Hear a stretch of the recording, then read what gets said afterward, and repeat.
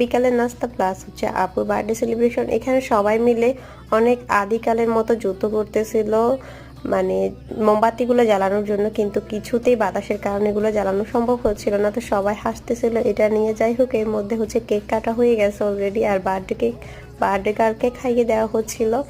দেন হচ্ছে আমাদের ছোট্ট পিচ্চিটাকেও খাইয়ে দেওয়া হলো। এবার পিৎজাগুলো খাওয়ার পালা, কারণ পিৎজাগুলো অলরেডি ঠান্ডা হয়ে যাচ্ছিল। যেহেতু এখানে প্রচুর পরিমাণে বাতাস ছিল, আমরা সবাই মিলে হচ্ছে এইভাবে একটু ঢং করতেছিলাম পিৎজা নিয়ে। আর আমার ছোট ভাই বলতেছিল মানে খেতেও দিবি না তোরা ভিডিও, আমি ভিডিও করতেছি এই জন্য নাকি ওর পেট খারাপ করবে। তো যাই হোক, এরপর হচ্ছে আমরা বার্থডে কেকটা খাচ্ছিলাম, আর কেকটা অনেক বেশি আমি ছিল।